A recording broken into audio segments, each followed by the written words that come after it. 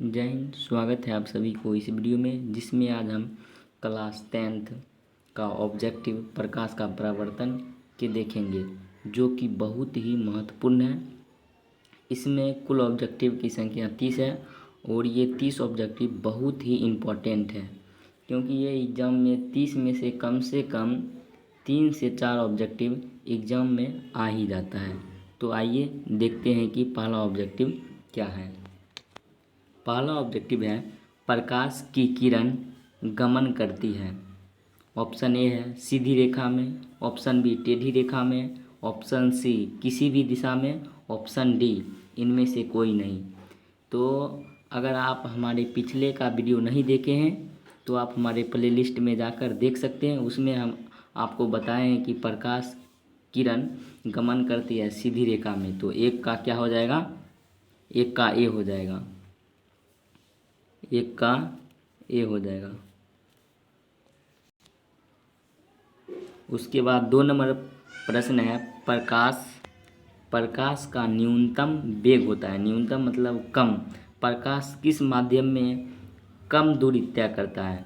पहला है निर्वात। निर्वात में सबसे अधिक जल में वायु से कम होता है और वायु में निर्वात से कम।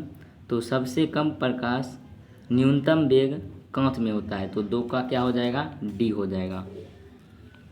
2 का आंसर हो जाएगा डी। उसके बाद 3 नंबर प्रश्न है मोटर गाड़ी के चालक के सामने लगा रहता है।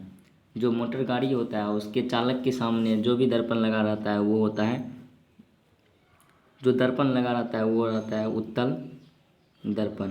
क्योंकि उत्तल दर्पण में छोटा प्रतिबिंब बनता है, इसलिए चालक के सामने में उत्तल दर्पण लगा रहता है कि जो पीछे से कोई भी गाड़ी आवे तो साफ दिख जाए और एक्सीडेंट का घटना कम हो जाए। इसलिए मोटर गाड़ी के चालक के सामने जो दर्पण लगा रहता है वो होता है उत्तल दर्पण। तो 3 का हो जाएगा बी।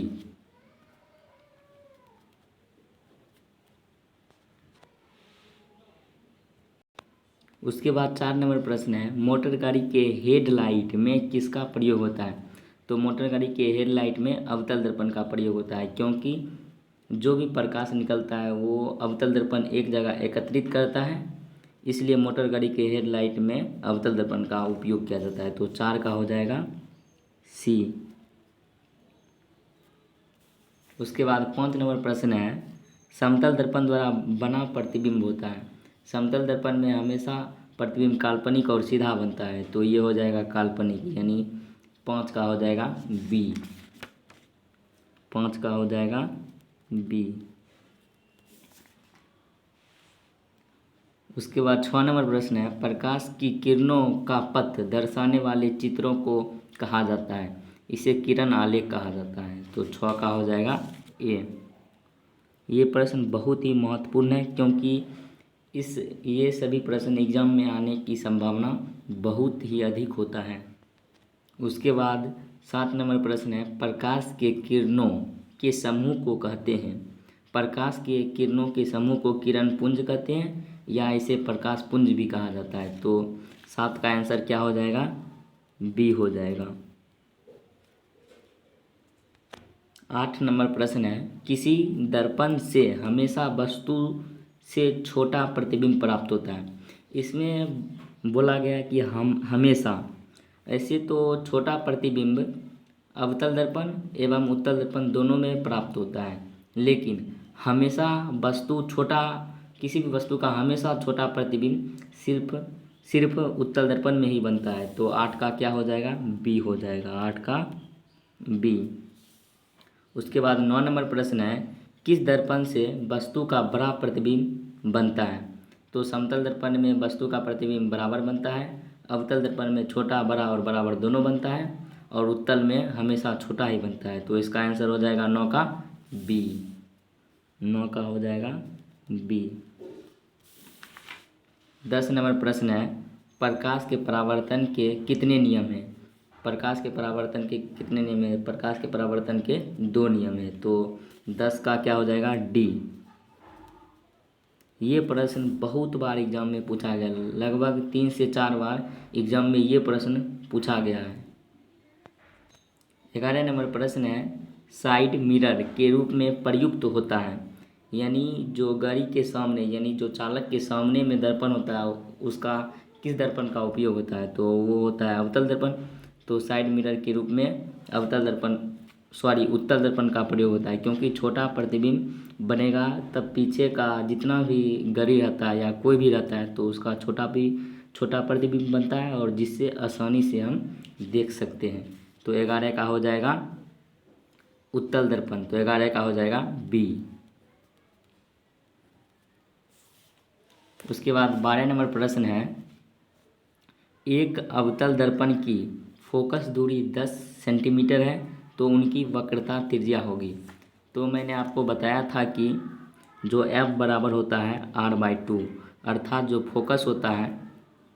फोकस दूरी होता है वो वक्रता त्रिज्या की आधी होता है। तो यहाँ पर दिया गया है कि एक अवतल दर्पण की फोकस दूरी 10 सेंटीमीटर है, यानी जो ये है ये 10 सेंटीमीटर है, तो इनकी वक्रता त्रिज्या होगी। तो ये r निकालना है, इधर 2 भाग में इधर आएगा तो गुना में हो जाएगा, तो ये हो गया r बराबर हो जाएगा 20 सेंटीमीटर। तो इसलिए 12 का आंसर क्या हो जाएगा, बी हो जाएगा। 12 का आंसर बी। 13 नंबर प्रश्न है, निर्गत किरण एवं अभिलंब के बीच बने कोण को क्या कहते हैं। तो आपतन कोण कहते हैं आपतन कोण और अभिलंब के बीच, और परावर्तन कोण जो किरण परावर्तित हो जाती है और अभिलंब के बीच कहते हैं। तो निर्गत किरण एवं अभिलंब के बीच बने कोण को निर्गत कोण कहते हैं। तो 13 का हो जाएगा सी। 13 का आंसर हो जाएगा सी।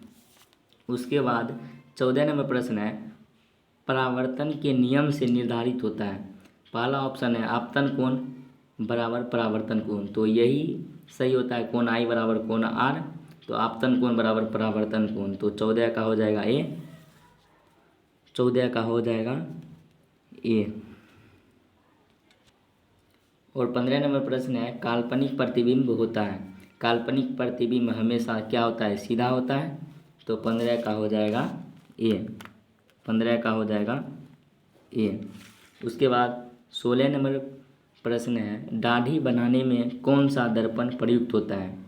तो दाढ़ी बनाने में अवतल दर्पण का प्रयोग किया जाता है, क्योंकि दाढ़ी बनाते समय अवतल दर्पण का प्रयोग इसलिए किया जाता है क्योंकि जो भी दाढ़ी होता है वो बड़ा और साफ साफ दिखे, जिससे मतलब कटे नहीं, इसलिए अवतल दर्पण का उपयोग किया जाता है। तो 16 का हो जाएगा सी हो जाएगा। 17 नंबर प्रश्न है, गोलीय दर्पण के फोकसांतर एवं वक्रता त्रिज्या के बीच संबंध है। अभी आपको हम बताएं कि f बराबर r/2 होता है। तो इसमें पहला ऑप्शन है r बराबर 2f। तो इधर 2 भाग में है तो इधर आएगा तो गुना में हो जाएगा, तो ये हो जाएगा 2f बराबर r। तो यहाँ पर r बराबर 2f, तो 17 का हो जाएगा ए नंबर। 17 का आंसर क्या हो जाएगा, ए हो जाएगा। उसके बाद 18 नंबर प्रश्न है, किसी दर्पण में केवल आभासी प्रतिबिंब बनेगा। किस दर्पण में केवल आभासी प्रतिबिंब बनेगा। अवतल दर्पण में तो आभासी भी बनता है और वास्तविक भी बनता है, तो ये नहीं होगा। समतल दर्पण में सिर्फ आभासी बनता है और उत्तल दर्पण में भी आभासी बनता है। तो इसका आंसर क्या हो जाएगा, डी हो जाएगा। समतल व का अर्थ होता है और समतल और उत्तल दर्पण, तो 18 का क्या हो जाएगा, डी हो जाएगा। 18 का आंसर क्या हो जाएगा, डी हो जाएगा। उसके बाद 19 नंबर प्रश्न है, गोलीय दर्पण के मध्य बिंदु को कहते हैं। पहला ऑप्शन फोकस, दूसरा प्रतिबिंब, और तीसरा ध्रुव, और चौथा अक्षांश। तो देखिए जैसे ये गोलीय दर्पण है और इसके जो मध्य बिंदु होता है जिसे पी से सूचित किया जाता है, जिसे इंग्लिश में पोल, तो इस बिंदु को क्या कहते हैं, ध्रुव कहते हैं। तो इसका आंसर क्या हो जाएगा, सी। 19 का हो जाएगा सी हो जाएगा। उसके बाद 20 नंबर प्रश्न है, अवतल दर्पण की फोकस दूरी उसकी वक्रता त्रिज्या की होती है। जो अवतल दर्पण का फोकस दूरी होता है वो वक्रता त्रिज्या की आधी होती है। तो 20 का हो जाएगा ए। 20 का हो जाएगा ए हो जाएगा। और यह भी प्रश्न बहुत ही इम्पोर्टेंट है। यह भी प्रश्न एग्जाम में आने का संभावना बहुत इसका प्रश्न का एग्जाम में आने का संभावना बहुत है। 21 नंबर प्रश्न है प्रकाश तरंग उदाहरण है, पहला ध्वनि तरंग का, दूसरा विद्युत चुंबकीय तरंग का। तो हम पहले ही लेक्चर में बताए थे कि प्रकाश तरंग विद्युत चुंबकीय तरंग का उदाहरण है। तो 21 का हो जाएगा बी हो जाएगा, 21 का बी। 22 नंबर प्रश्न है हमारी आंख देख सकती है, प्रदीप्त, दीप्त, प्रदीप्त, दीप्त या प्रदीप्त। तो हमारी आंख दीप्त या प्रदीप्त दोनों हो सकता है, तो एक ही हुआ। तो ये हो गया 22 का आंसर हो जाएगा सी। 23 नंबर प्रश्न है सर्च लाइट का परावर्तक सतह होता है, सर्च लाइट का परावर्तक सतह अवतल होता है। तो 23 का हो जाएगा ए हो जाएगा, 23 का ए। 24 नंबर प्रश्न है सोलर कुकर में व्यवहार किया जाता है, अवतल दर्पण का व्यवहार किया जाता है, क्योंकि जो भी सूर्य से प्रकाश की किरण आती है एक जगह एकत्रित हो जाता है, एकीकृत हो जाता है, तो जिससे कोई भी सामान जल्द ही पक जाता है, इसलिए सोलर कुकर में अवतल दर्पण का व्यवहार किया जाता है। तो 24 का हो जाएगा ए हो जाएगा। 25 नंबर प्रश्न है आपतित प्रकाश का प्रतिकूल दिशा में मापी गई दूरियां होती है। प्रतिकूल का अर्थ होता है उल्टा, प्रतिकूल का अर्थ होता है उल्टा। तो आपतित प्रकाश के उल्टा दिशा यानी प्रतिकूल दिशा में मापी गई दूरियां क्या होती है, ऋणात्मक होती है। यहाँ पर अनुकूल रहता तब होता धनात्मक, अनुकूल यानी सीधा दिशा में। तो 25 का आंसर क्या हो जाएगा, बी हो जाएगा, 25 का बी। उसके बाद 26 नंबर प्रश्न है, यहाँ पर मिस्टेक हो गया है, यहाँ पर 26 होगा। रोगियों के नाक, गले आदि की जांच हेतु डॉक्टरों द्वारा प्रयोग किया जाता है। तो डॉक्टरों द्वारा प्रयोग किया जाता है अवतल दर्पण। तो ये 26 का हो जाएगा बी। 27 नंबर प्रश्न है दर्पण सूत्र है 1/v - 1/u = 1/f।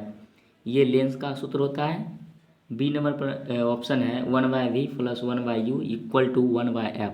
ये दर्पण सूत्र होता है। तो ये 27 का हो जाएगा बी, 27 का हो जाएगा बी। 28 नंबर प्रश्न है वस्तु दूरी हमेशा होता है, वस्तु दूरी हमेशा क्या होता है, ऋणात्मक होता है। तो 28 का हो जाएगा बी, 28 का क्या हो जाएगा, बी हो जाएगा। और 29 नंबर और लास्ट प्रश्न है अवतल दर्पण का फोकस दूरी होता है, अवतल दर्पण का फोकस दूरी ये भी ऋणात्मक होता है। तो ये 29 का भी क्या हो जाएगा, बी हो जाएगा। आप इन सारे ऑब्जेक्टिवों को याद कर लेंगे क्योंकि ये बहुत ही इम्पोर्टेंट है। आप हमें कमेंट कर बताइएगा कि आपका कितना ऑब्जेक्टिव सही हुआ है। मिलते हैं अब नेक्स्ट वीडियो में। Thank you for watching this video.